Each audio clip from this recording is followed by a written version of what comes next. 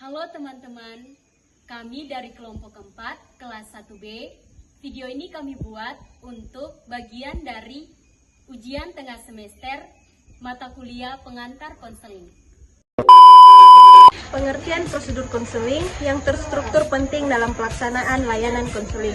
Menurut Corey, prosedur konseling yang terstruktur adalah serangkaian tahapan sistematis yang harus dilalui konselor dan klien untuk mencapai tujuan konseling. Struktur ini membantu konselor tetap fokus, konsisten, serta memudahkan evaluasi perkembangan klien.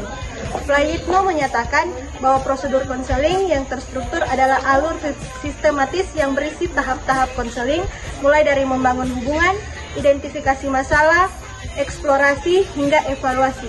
Hal ini penting agar layanan konseling bisa berlangsung terarah dan sesuai dengan kebutuhan klien.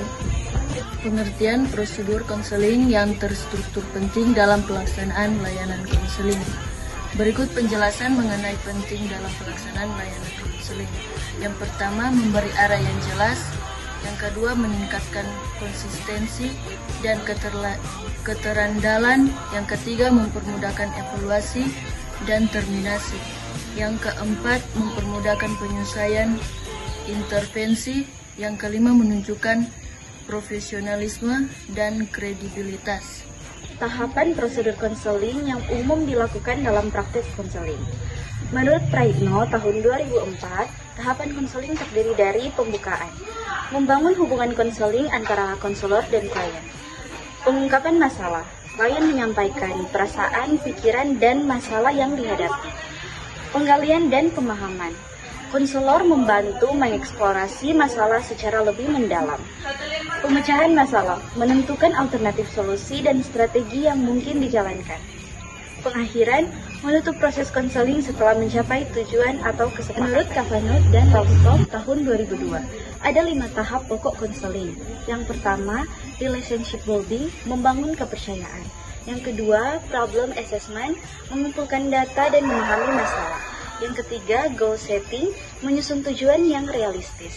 Yang keempat, intervention, melaksanakan strategi konseling. Yang kelima ada evaluation, termination, and follow up, menilai hasil, menutup konseling, dan menindaklanjuti bila diperlukan. Teknik yang digunakan konselor pada setiap tahapan konseling yaitu tahapan pembentukan hubungan, tahapan perencanaan, tahapan pemahaman, tahapan identifikasi, dan tahapan terminasi. Sumber 1 menurut Corey bahwa konselor adalah instrumen utama dalam konseling. Kepribadian konselor termasuk nilai, sikap hidup, dan integritas berpengaruh langsung pada efektivitas layanan.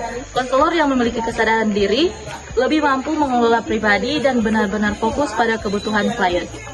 Sumber 2 menurut Glading 2012, Glading menyatakan bahwa efektivitas konseling tidak hanya ditentukan oleh teknik, tetapi juga oleh kualitas pribadi konselor, seperti kehangatan, rasa humor, keaslian, dan keterbukaan dan kemampuan menjalin hubungan yang sehat.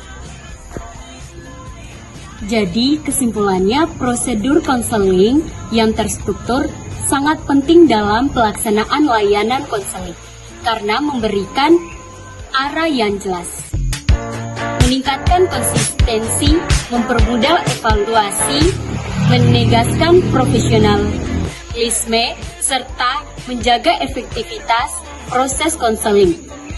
Para ahli seperti Corey, Winkel, Prayitno, Gison, dan Michelle, serta Glading sepakat bahwa struktur diperlukan agar konseling berjalan sistematis, terarah, dan dapat ditanggungjawabkan.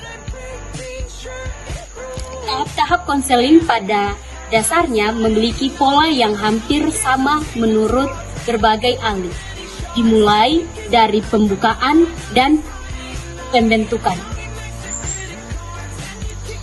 didefinisikan serta eksplorasi masalah, pemahaman dan penafsiran, perencanaan, serta memecahkan masalah hingga ke tahap terminasi dan tindak lanjut. Permisi.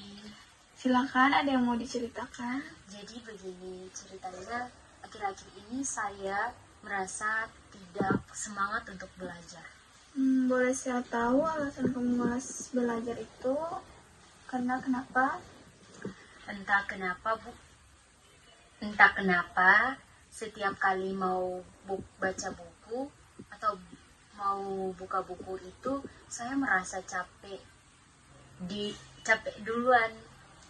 Jadi kadang saya juga merasa tidak percaya diri karena nilai saya belakangan ini menurun. Jadi kamu merasa nilai-nilai kamu belakangan ini menurun. Saya bisa merasakan betapa kecewanya kamu setelah berusaha tetapi belum berhasil yang diharapkan, mendapatkan hasil yang kamu harapkan. Iya, baik. Saya jadi sering membandingkan diri saya dengan teman-teman yang lebih dari saya gitu. Itu wajar, kadang kita merasa seperti itu tapi membandingkan diri justru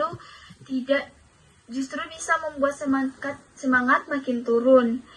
Kalau kamu ingat dulu apa yang biasanya membuat kamu semangat belajar? Kalau dulu sih saya semangat belajar karena ingin membuat orang tua bangga, tapi sekarang saya merasa takut dan takut untuk mengecewakan mereka. Gitu. Jadi sebenarnya kamu masih bisa masih punya keinginan untuk membuat orang tua kamu bangga. Hanya saja rasa takut gagal membuat semangatmu menurun ya. Iya, baik, tepat sekali. Baik, dari ceritamu tadi kita bisa mulai dari cari cara untuk membangun kembali motivasi belajar. Dengan fokus pada hal-hal kecil yang bisa kamu lakukan setiap hari. Bagaimana menurut kamu? Saya mau coba, saya ingin semangat lagi seperti dulu. Sekian dari kelompok kami. Jika ada salah kata mohon dimaafkan. Terima kasih.